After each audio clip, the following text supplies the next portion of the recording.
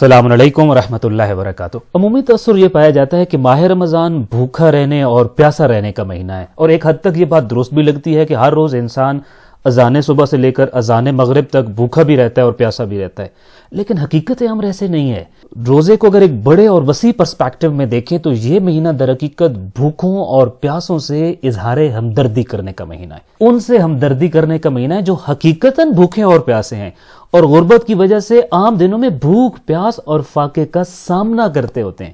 یہ مہینہ مجھے اور آپ کو بھوک دلا کر در حقیقت تمام روزہ داروں کو فاقہ کش طبقے کی مشکلات کی طرف متوجہ کرنے کا مہینہ ہے، تاکہ سال کے باقی ماندہ مہینوں میں اور آپ تو بھوکے شاید نہ رہیں گے، مگر وہ غریب طبقہ تو باقی سال کے 11 مہینے بھی یوں ہی بھوک کو بھی ایکسپیرینس کرتا ہے اور پیاس کو بھی ایکسپیرینس کرتا ہے۔ تو ان کی محرومیوں کو احساس ہمارے دل میں پیدا کر کے ان کی غربت کے خاتمے کا ایک جذبہ ہمارے دل میں پیدا کرتا ہوتا ہے۔ اس طرح سے روزے کے جہاں دیگر بہت سارے فوائد اور بہت سارے دیگر پہلو ہیں، ایک پہلو روزے کا یہ ہے کہ روزہ ربط رکھتا ہے اور گہرا ربط رکھتا ہے محروموں کے ساتھ، فاقہ کشوں کے ساتھ اور غربت زدہ لوگوں کے ساتھ۔ امام زین العابدین علیہ السلام کی سیرت میں یہ ملتا ہے کہ امام کی فیاضی اور عطا کا یہ عالم تھا کہ آپ کو صاحب الجراب کہا جاتا تھا، یعنی وہ امام جو رات کی تاریکی میں بوریاں بھر کر خوراک اپنی پشت مبارک پر لے جاتے تھے اور غریبوں کی بستوں میں جا کر وہاں پہ تقسیم کرتے تھے، اور ان کی سخاوت اور عطاؤں کے گواہ تھے وہ داغ جو ان کی پشت مبارک پر وہ بوریاں اٹھا اٹھا کر پڑ گئے تھے۔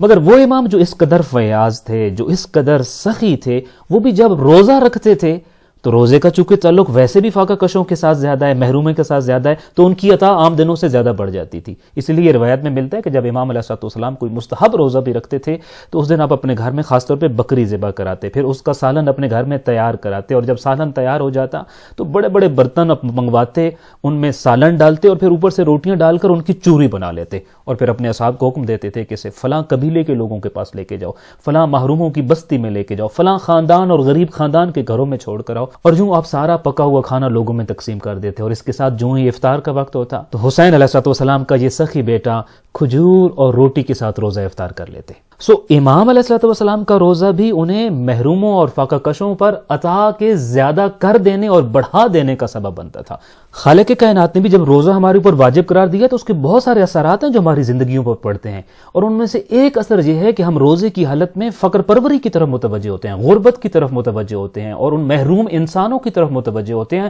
اور صرف متوجہ نہیں ہوتے بلکہ ان کو غربت سے نکالنے اور محرومیوں سے نکالنے کی کوشش کرتے ہیں۔ اللہ نے اس روزے کی حالت میں 5 خصوصی اہتمام کیے ہیں، جو ہر روزہ دار 5 کام ایسے کرتا ہے جس سے اس کا روزہ فقر اور غربت کے خلاف جنگ میں اور جہاد میں بدل جاتا ہوتا ہے۔ ان اقدامات میں سے جو پہلا قدم اور ان اہتمامات میں سے جو پہلا اہتمام اللہ کی ذات نے کیا ہے وہ یہ ہے کہ روزہ رکھوا کر مجھے اور آپ کو غریب کی غربت کا اور اس کی بھوک کا احساس دلایا ہے۔ روزہ اس بات کا در حقیقت عملی درس ہوتا ہے کہ ماہ رمضان مبارک میں تم نے دیکھ لیا نا کہ بھوک اور پیاس کے ساتھ زندگی کس قدر مشکل اور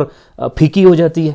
تو اب جب کہ تم بھوک کی مشقت کو جان چکے ہو اور ماہ رمضان کے بعد تمہاری بھوک ختم ہو جائے گی، مگر سال کے یہ 11 مہینے وہ غریب، وہ محروم طبقہ اب بھی شاید بھوکا سوئے۔ ان 11 مہینوں میں ان غریبوں کو فراموش مت کرنا، اور تمہارے ارد گرد، تمہارے شہر میں، تمہارے گاؤں، محلے، معاشرے میں جو ستم ظریفی کی زندگی بسر کر رہے ہیں، جو اپنی خواہشات کے ہاتھوں روز ڈسے جاتے ہیں، ان کو فراموش نہ کرنا۔ امام صادق علیہ السلام نے بھی اپنے عظیم صحابی ہشام ابن حکم کو بھی روزے کا یہی فلسفہ بتایا تھا کہ چونکہ امیر کی زندگی میں تو یہ ہوتا ہے کہ وہ جو چاہے آرام سے اور آسانی سے حاصل کر لیتا ہے، اسے اس بات کا احساس ہی نہیں ہوتا کہ بھوک بھی کوئی چیز ہے اور بھوک بھی کوئی بڑی دردناک قسم کی چیز ہے۔ تو اللہ نے یہ چاہا ہے کہ وہ بھی کچھ دن غریبوں کی طرح بھوکا بھی رہے اور پیاسا بھی رہے۔ کیوں؟ لیجد مس الجوع فیرحم الفقیر، تاکہ غریبوں کا درد سمجھ آئے اس پر۔ اللہ نے اس مہینے میں امیر اور غریب اپنی ساری مخلوق کو مساوات پیدا کر دیتا ہے، ان کے درمیان برابر کر دیتا ہے۔ امیر بھی بھوکا ہے، غریب بھی بھوکا ہے۔ اب امیر نے تکلیف کا اس احساس کے اندر کیا کیا ہے؟ لوگوں پر مہربانی اور بھوکے پر رحم کے جذبات کو اپنے اندر پیدا کیا ہے۔ میں اور آپ جب روزے سے ہیں تو مجھے اور آپ کو روزے کے اثرات اور اگر حقیقی فوائد حاصل کرنے ہیں تو ایک فائدہ یہ کم از کم روزے کا انشاءاللہ تعالی عملاً ہمیں لینا ہوگا کہ اس مہینے کے بعد ہماری بھوک پیاس اگر ختم ہو بھی رہی ہے تو کم از کم بھوکا، پیاسا، محروم، بے کس اور بے سہارا طبقہ کبھی بھی ہماری سوچوں سے اور ہمارے عمل سے محروم نہ ہو، بلکہ ہماری توجہات خاص طور پر اس کی اوپر مرتکز ہونی چاہیے۔ اچھا، روزے کی حالت میں فقر پروری کا جو دوسرا اہتمام خالق کائنات نے کرایا ہے، وہ روزہ افطار کرانے کی ترغیب دی ہے تمام لوگوں کو۔ بلکہ اللہ کی ذات گویا کہ یہ کہتی ہے کہ اگر تم یہ دیکھو کہ تم روزے کی حالت میں دو کام کرتے ہو، پہلا کام یہ کیا تم نے کہ اذان صبح سے لے کر اذان مغرب تک بھوکے رہے، پیاسے رہے۔ دوسرا کام بہت چھوٹا سا کام تھا کہ جب افطار کا وقت ہوا تم نے کسی مومن کو روزہ افطار کرا دیا، چاہے ایک کھجور سے ہی کرایا۔ اب ذرا سوچ کے بتاؤ تمہارا ان دونوں کاموں میں سے بڑا کام کون سا ہے، افضل کام کون سا ہے، زیادہ ثواب کا حامل کون سا کام ہے؟ اب ہمیں تو بظاہر لگے گا کہ روزہ رکھنا بہت مشکل کام ہے، اتنی لمبی ڈیوریشن 14 15 16 17 18 گھنٹے کا روزہ ہے، تو ثواب بھی یقیناً اس کا زیادہ ہوگا، مشکل بھی وہی ہے، اس کا ثواب زیادہ ہوگا۔ حالانکہ معصوم فرماتے ہیں کہ فطروں کا اخاک الصائم افضل من صیام کا، تمہارا کسی مومن کو روزہ افطار کرانا ثواب کے اعتبار سے وہ روزہ رکھنے کا جو تمہارا اپنا عمل تھا اس سے بھی زیادہ افضل ہے، اس سے زیادہ بڑا ہے۔ اچھا، اب یہ روزہ افطار کرانے کی جو احادیث ہیں اگرچہ یہ عمومی ہیں، اس میں آپ امیر کو روزہ افطار کرائیں یا غریب کو روزہ افطار کرائیں، ثواب سب ہر صورت میں مل جائے گا، لیکن ممکن ہے کہ اس کے اندر ایک حکمت یہ ہو کہ اس ضمن میں جو نادار طبقہ ہے، جو غریب طبقہ ہے، اس کے افطار کا بھی اہتمام کیا جائے گا اور اس کی بھوک اور اس کا فاقے کا خاتمہ بھی اسی ضمن میں ہو جائے گا۔ امام محمد باقر علیہ السلام نے اپنے صحابی صدیر سے اس خواہش کا اظہار کیا تھا کہ میری خواہش ہے کہ تم ہر روز ماہ رمضان المبارک میں حضرت اسماعیل علیہ السلام کی نسل سے 10 غلاموں کو آزاد کراؤ۔ ایک غلام آزاد کرانا بھی اتنا مشکل ہوتا ہے تو 10 غلام آزاد کرانے کے لیے بڑا سرمایہ چاہیے، اور صدیر نے یہی کہا تھا کہ مولا میں تو اتنا سرمایہ نہیں رکھتا۔ تو امام غلاموں کی تعداد کم کرتے کرتے کہنے لگے میری خواہش ہے کم از کم ایک غلام تو ضرور آزاد کراؤ اور ہر روز آزاد کراؤ۔ تو کہنے لگا مولا میرے اندر تو اتنی سکت بھی نہیں ہے۔ تو امام علیہ السلام نے فرمایا فما تقدر ان تفطر فی کل لیلۃ رجلا مسلما، صدیر کیا تمہارے پاس اتنی استطاعت بھی نہیں ہے کہ ہر روز ماہ رمضان مبارک میں رات کو ایک مسلمان کا روزہ افطار کرا دو؟ کہنے لگا مولا کیوں نہیں، یہ تو بہت آسان کام ہے، یہ تو میں 10 بندوں کے کرا سکتا ہوں۔ تو امام نے فرمایا میں یہی بات تو کہہ رہا تھا نا، ان افطارک اخاک المسلم، تمہارا ایک مسلمان کو روزہ افطار کرانا یعدل رقبۃ من ولد اسماعیل، کہ وہ حضرت اسماعیل علیہ السلام کی اولاد میں سے ایک فرد کو آزاد کرنے کے برابر درجہ رکھتا ہوتا ہے۔ اچھا، یہ پہلے دو کام تو ہر بندہ کرتا ہے جو بھی روزہ دار ہوگا۔ تیسرا کام روزے کے چیپٹر میں ہے، مگر ضروری نہیں کہ ہر شخص کرے، البتہ کچھ مخصوص افراد کو اللہ تعالیٰ نے خاص طور پہ حکم دیا ہے کہ ان کو بھی فقر پروری کے لیے یہ اقدامات کرنا پڑیں گے، اور یہ ان لوگوں کے لیے ہے کہ جو ماہ رمضان مبارک میں جان بوجھ کر روزہ یا تو رکھتے ہی نہیں ہیں یا پھر رکھا ہوا تھا اور انہوں نے روزہ باطل کر دیا ہے۔ تو اب اللہ کی ذات کی طرف سے حکم یہ ہے کہ اس ایک روزے کے کفارہ کے طور پر ان کو یا تو 60 روزے مسلسل رکھنا ہوں گے، یا ایک غلام آزاد کرنا ہوگا، یا پھر 60 مساکین و فقراء کو کھانا کھلانا ہوگا۔ یعنی ابھی ہم نے دیکھا کہ شریعت مقدسہ میں روزے کے کفارے کی ادائیگی میں بھی مالی طور پر کمزور لوگوں یعنی غلاموں یا پھر فقیروں کے ساتھ تعاون کی خصوصی صورتیں پیدا کی گئی ہیں۔ اس سے روزے کا جو فقر پروری کے ساتھ اور غربت کے ساتھ، محروم طبقے کے ساتھ ایک بہت گہرا رابط اور تعلق جو ہے وہ واضح ہو جاتا ہے۔ اچھا، روزے کے ذریعے جو فقر پروری کا اگلا اہتمام ہے، اس میں بھی تمام افراد تو نہیں، البتہ بعض وہ لوگ ضرور شامل ہیں جو کسی عذر شرعی کی وجہ سے روزہ نہیں رکھتے ہیں، ضعیف ہیں اور ضعیفی اور کمزوری کی وجہ سے نہیں رکھ سکتے، یا بیمار ہیں اور بیماری کی وجہ سے نہیں رکھ سکتے ہیں۔ وہ لوگ جو کسی اللہ کی طرف سے ان کو اجازت ہے کہ وہ روزہ نہ رکھیں اور ان کے پاس کوئی شرعی عذر موجود ہے، ان کے روزے کے ضمن میں بھی ان کا ماہ مبارک بھی پسماندہ اور غریب طبقات کے ساتھ مالی مدد کی ایک صورت میں بدل جاتا ہے۔ اللہ تعالیٰ کا ان لوگوں کے لیے حکم یہ ہوتا ہے کہ ہر روزے کے بدلے میں ایک مد طعام یعنی 750 گرام گندم، جو کہ پورے 30 دنوں کا 22.5 کلو بنتا ہے، 22.5 کلو گندم فقراء اور مساکین کے گھروں تک پہنچائیں گے، اور اس کام کو ضروری قرار دیا ان کے لیے۔ یعنی کیا ہوا، ان کا ماہ رمضان المبارک